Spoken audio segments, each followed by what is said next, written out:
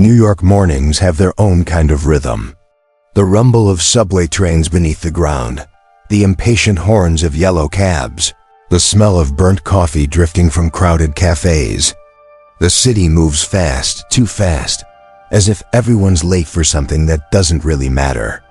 And in the middle of that race, sitting quietly near the corner of 47th and Lexington, there's a man nobody notices.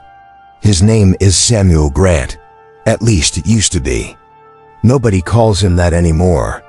To the world, he's just another homeless man blending into the gray of the sidewalk, a shadow the crowd steps around without seeing. He sits on the cold concrete right outside a massive glass tower that reaches up into the clouds, headquarters of Holley Industries, one of the largest tech corporations in the country. Its slogan, etched proudly into gold letters near the entrance, says, "Innovation for Humanity." Yet the irony is almost painful, because humanity is sitting right outside its doors, wrapped in a torn blanket and holding a paper cup. Samuel's face is weathered by time and frost. His beard is silver, and his eyes, though tired, still carry something sharp, something alive. Every morning he shows up at the same spot. He sweeps the sidewalk with a broken broom someone threw away years ago. He keeps it clean, not because anyone asked him to, but because he can't stand disorder. Once, long ago, he built machines, precise, perfect, logical. He understood systems better than he ever understood people. But the world he built betrayed him. And now all that remains of that man is the quiet way he keeps a corner of the city tidy. Sometimes, when the wind settles and the street is still half asleep, Samuel looks up at the tower's mirrored glass. For a moment, he sees the faint reflection of who he used to be, a younger man in a white lab coat, a dreamer who thought brilliance could outshine greed. But the reflection never stays. It fades the second someone walks by, and life keeps moving without him. A coffee vendor across the street shouts his usual morning line. "Hey old man, still freezing your butt off out here." Samuel smiles, his voice low and calm. "Cheaper than rent," he says. The vendor laughs and hands him a small cup of coffee, no charge. Samuel nods, grateful. It's not the coffee that warms him, it's the moment. A small proof that kindness hasn't gone extinct, just rare. Inside the tower behind him, hundreds of people rush through glass doors. Their shoes shine, their voices echo, and their eyes are glued to screens. They walk past the man outside, the man whose mind once gave birth to the technology that built this empire. None of them know that the algorithm that made Holley Industries billions came from the same pair of hands, now shaking in the cold. But Samuel isn't bitter anymore. The anger burned out years ago, leaving behind only quiet acceptance. He doesn't need revenge. He just wants peace, a kind of peace the rich never seem to find. A gust of wind knocks over his cardboard sign. It reads, "Will work for food." A small boy walking with his mother stops, picks it up, and hands it back. "Here, mister," the boy says softly. Samuel smiles. "Thank you, son." But before he can say anything else, the mother pulls the child away. "Don't touch him," she snaps. The boy turns once, waves, and Samuel waves back. The smile stays on his face, even after they disappear into the crowd. That's the kind of man he is. He holds on to the small moments the world throws away. At exactly 9 o'clock, the revolving doors of Holley Tower open again. A black car stops at the curb, and a man steps out, tall, sharp, confident. His name is Richard Holley, the founder and CEO of Holley Industries. His suit costs more than what most people earn in a month. His shoes are polished enough to see your reflection, though he never looks down long enough to notice anyone else.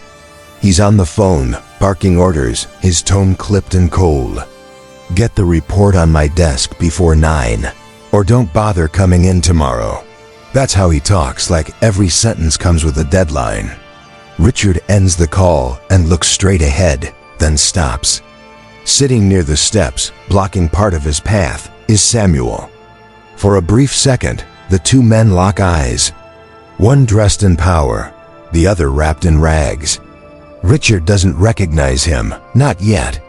To him, it's just another problem to remove, another inconvenience between him and his spotless morning.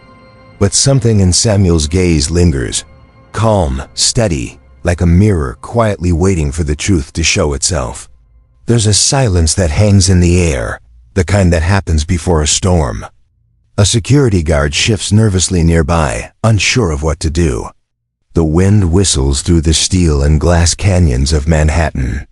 Somewhere in the distance, a siren wails and fades away. It's just another New York morning, but neither of these men will ever forget it. Some encounters are random. Others are the universe setting the stage for a reckoning.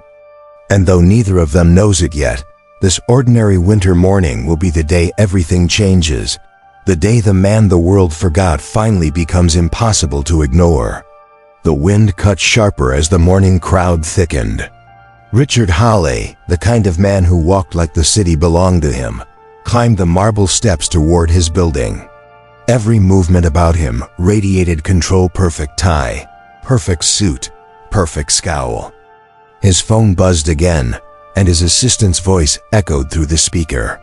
"Amar, Hawley, the board is waiting for you in conference room 1. Richard didn't slow down. "They can wait," he said. The world waits for results, not excuses. As he approached the entrance, his polished shoes stopped short. Right in front of him, near the revolving doors of Hawley Tower, sat Samuel. His cardboard sign rested at his side, half covered in slush. The CEO's jaw tightened. He hated mess. He hated disorder. And he especially hated reminders that not everyone in the world had their life under control. The security guard standing nearby quickly stepped forward. "Sir, I tried to move him earlier," the guard muttered, his voice apologetic. "He's been sitting there all week." Richard raised a hand. "Then do your job." Samuel looked up slowly. His eyes met the CEO's. There was no fear, no anger, just calm, like still water before a storm. Richard frowned. "You can't sit here," he said sharply. "Move along." Samuel's voice was soft, steady. "I'm not hurting anyone," Richard scoffed, checking his watch. "You're hurting my morning." He took a step closer. The guard hesitated, clearly uncomfortable. People were starting to notice. Employees walked by, whispering. Cameras from their phones discreetly flickered on. A small crowd began to gather, drawn by the tension in the air. Samuel stood slowly, his blanket falling to the ground. He was tall, almost as tall as Richard, though thinner now, frailer. The cold had carved years into his face. Still, there was something about the way he stood, quiet but unyielding, that made the moment heavy. "I'll move," he said quietly. "But you don't need to speak to me like that." Richard's lips curved into a cold smile. "Like what?" "You sit in front of my building begging for handouts, and I'm supposed to say please?" His voice rose slightly, sharp enough for the people nearby to hear. "You think this is some kind of charity zone? You think my company built this tower so men like you could rot on the sidewalk?" Samuel didn't answer. He looked at the marble beneath his shoes, then at the glass walls above.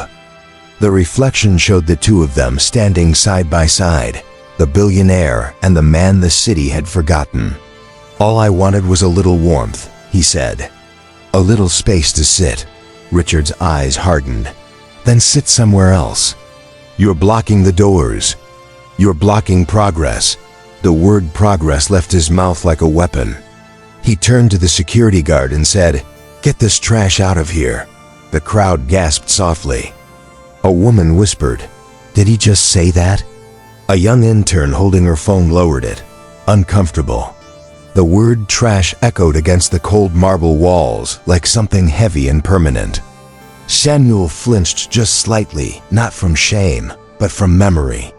It wasn't the first time Richard had called him that. He didn't fight back.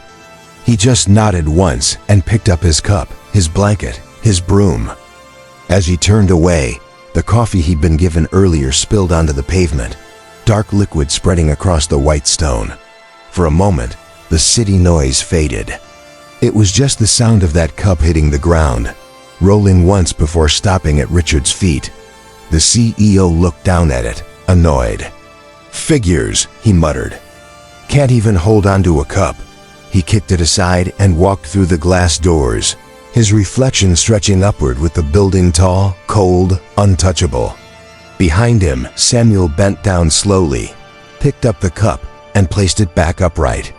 His movements were deliberate, almost reverent, as if even the smallest act of order mattered in a world that had forgotten how to care. The security guard watched silently, guilt flickering across his face. "I'm sorry, man," he said under his breath. Samuel just smiled. "Don't be. He doesn't know yet." "Know what?" the guard asked. Samuel looked at the glass tower one more time, his voice barely audible. "Who he's talking to." The guard frowned, confused, but before he could say anything, Samuel turned and walked down the steps, back toward the busy street. The world swallowed him again, one anonymous soul among millions. Behind him, through the shimmering glass, Richard Hawley stood in the lobby adjusting his cufflinks, completely unaware that the man he had just humiliated was the same man whose mind had once built his empire. As Samuel disappeared into the crowd, snow began to fall over the city. It covered the footprints on the marble steps, washing away the scene as if it had never happened. But cameras had caught it. Phones had recorded it. And somewhere, a picture of that moment, a billionaire looking down on a homeless man like he was nothing, was already beginning to spread. The story hadn't ended. It had only just started to wake up. Years before the world forgot his name, Samuel Grant was the kind of man who didn't need to speak loudly to be heard. Back then, he was known as the quiet genius behind Hawley Industries, a company that began in a small garage in Queens with 2 men and a single idea. The idea was Samuel's, the drive was Richard's. Together, they built what people called the next Silicon Valley miracle. They worked nights that bled into mornings, eating takeout from greasy diners, dreaming of changing the world. And for a while, they actually did. Samuel was the engineer, the architect of innovation, the mind that could see patterns in chaos. Richard was the salesman, the visionary who could sell the dream before it even existed. They made a perfect pair until success came knocking, because success has a way of revealing who people really are. It started small. Samuel would notice small differences in the numbers, strange credits on the patents, new names on documents he never signed. Richard told him not to worry. "It's just legal structure," he said. Investors like clarity. Samuel believed him. He always did. He trusted Richard the way a brother trusts another, maybe even more. But clarity turned into deceit, and soon Samuel's name disappeared from the papers, from the projects, from the company itself. The moment everything truly changed came on a rainy night in late November. They had just closed their first multi-million-dollar deal. The celebration was loud, champagne, laughter, reporters outside. Richard raised his glass to toast the future, but Samuel's name wasn't mentioned. Not once. When the party ended, Samuel stayed behind in the lab, looking at the whiteboard filled with equations, lines of code, and blueprints that had once been his pride. His entire life, reduced to invisible ink. A few days later, he was called into a meeting. No lawyers, no partners, just Richard.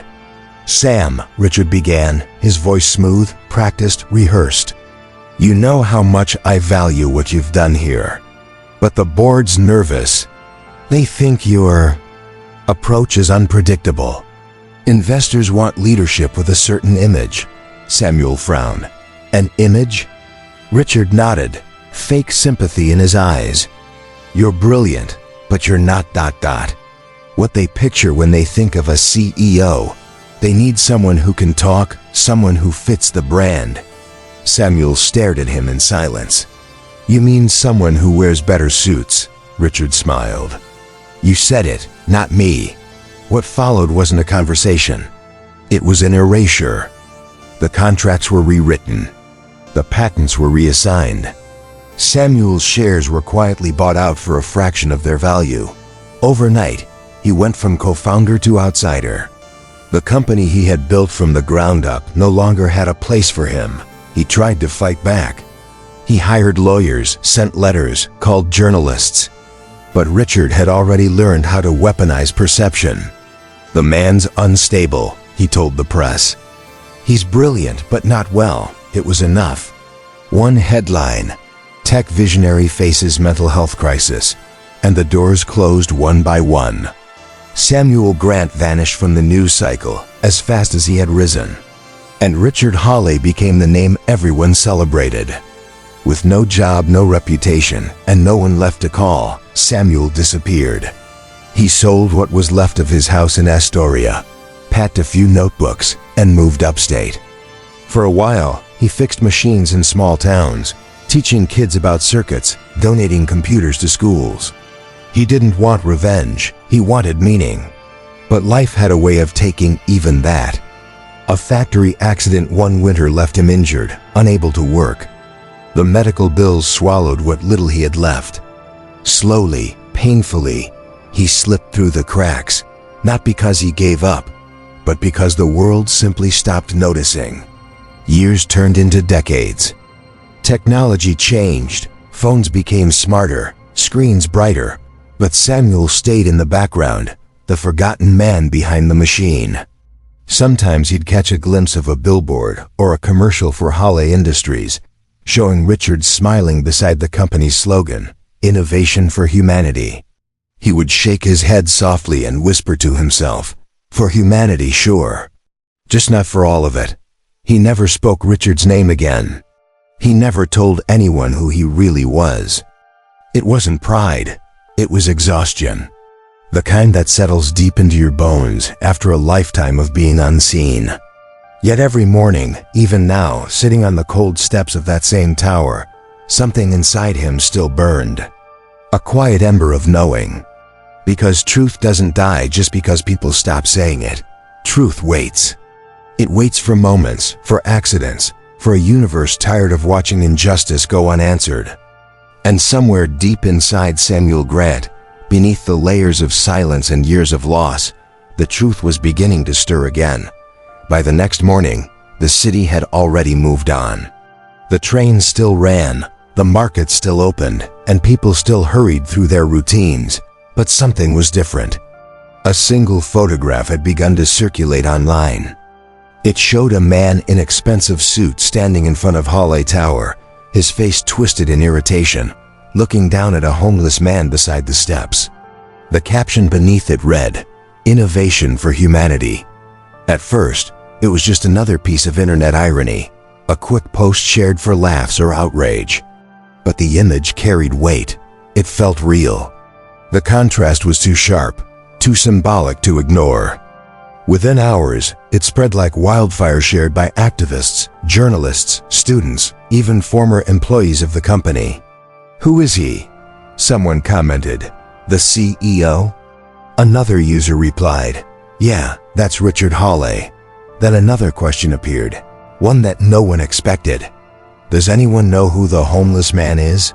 That question changed everything. By noon, the picture had reached millions. News outlets picked it up, headlines flashing across screens. Billionaire CEO caught humiliating homeless man outside his own tower. Reporters gathered at the building entrance. Employees whispered in the hallways, checking their phones between meetings. And somewhere in a small shelter downtown, Samuel Grant sat quietly at a metal table, sipping weak coffee, completely unaware that his face had become the center of a storm. It was a young intern at Hawley Industries who recognized him first. Her name was Emily Chen, 26, a recent graduate with too many student loans and too little patience for hypocrisy. She stared at the photo, at the worn face of the man everyone was calling the vagrant, and something about it wouldn't leave her. The angle of his eyes, the shape of his hands.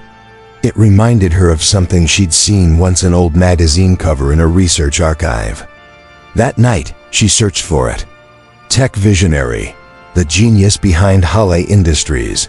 The photo was old, faded, but unmistakable. The man on that cover, smiling humbly beside a prototype machine, was the same man from the viral photo.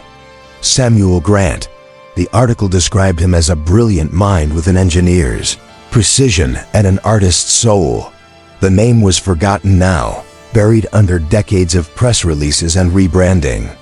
But it was there, in print, undeniable.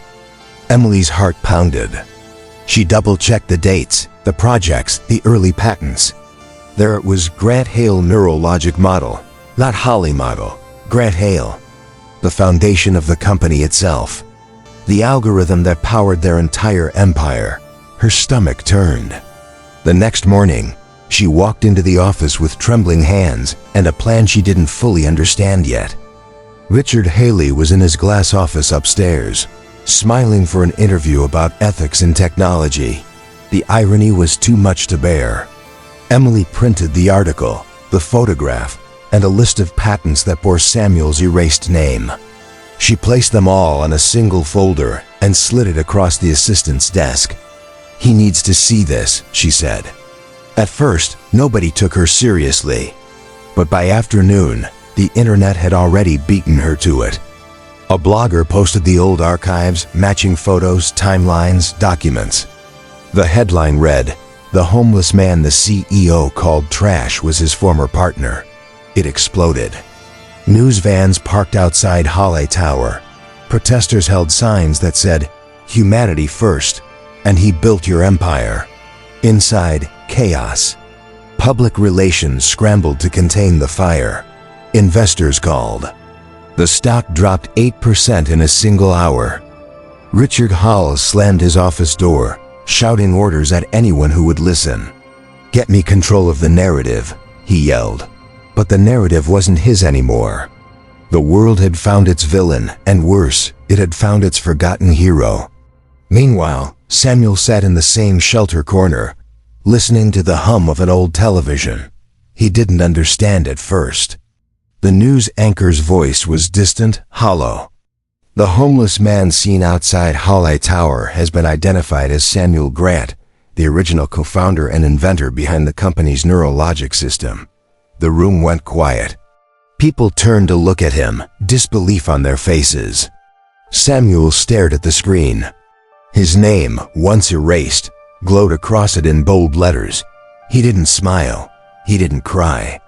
He just breathed, slow and deep, like a man who'd been underwater too long and finally found air. Around him, strangers whispered, "That's him. That's the guy. Is that real?"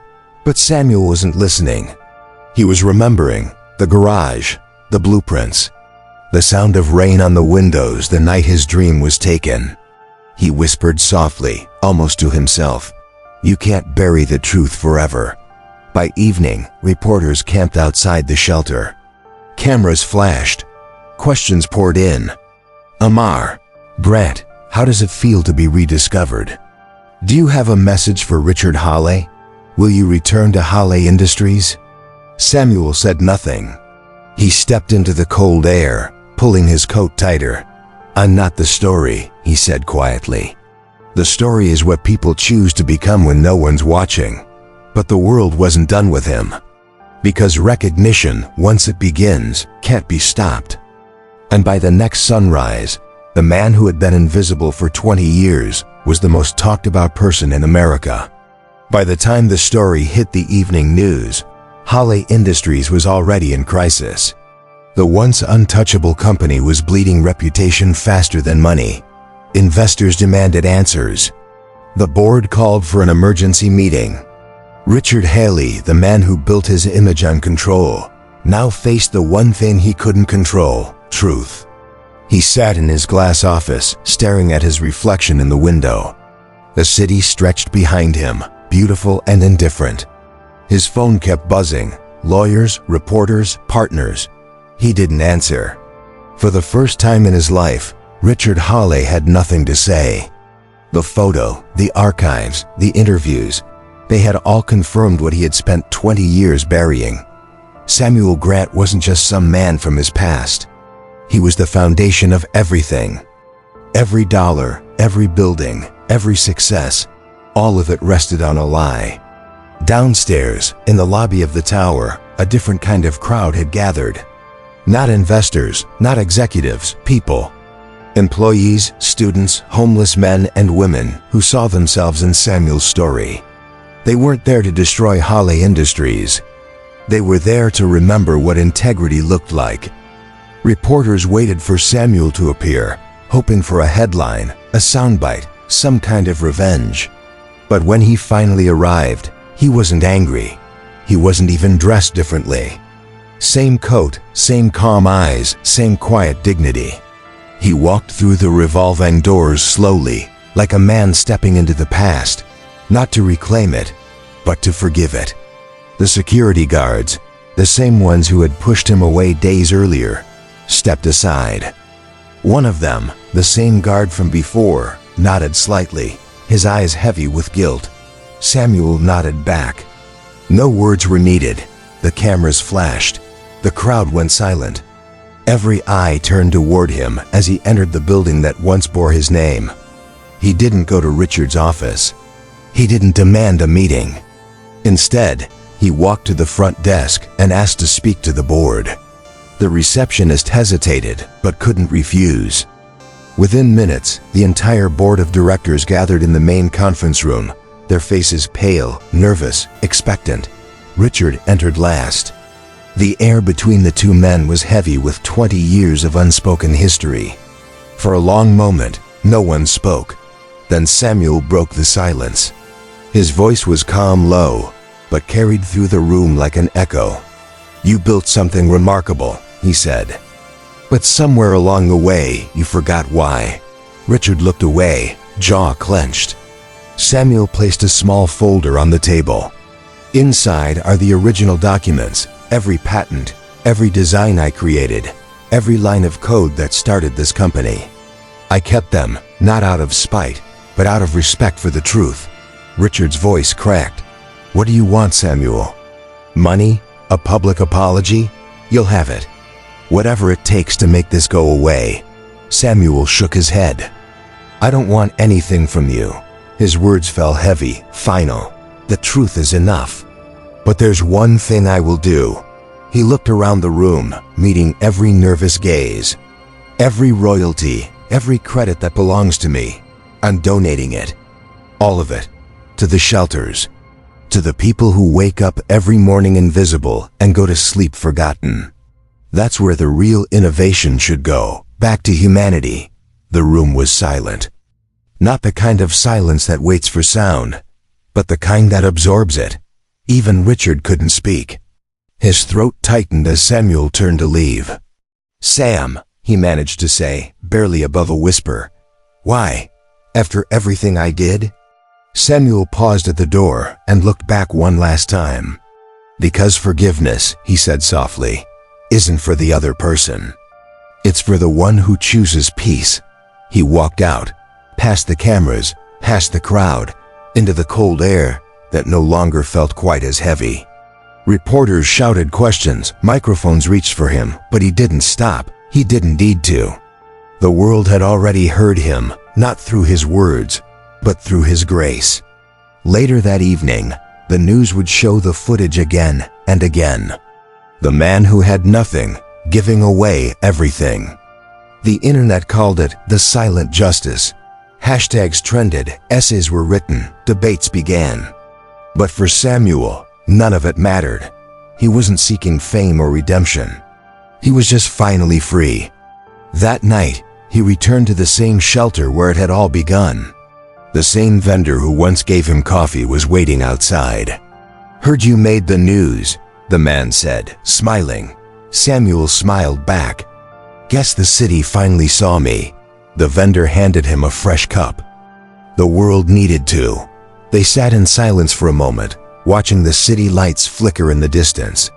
For the first time in years, Samuel didn't feel small. He didn't feel invisible.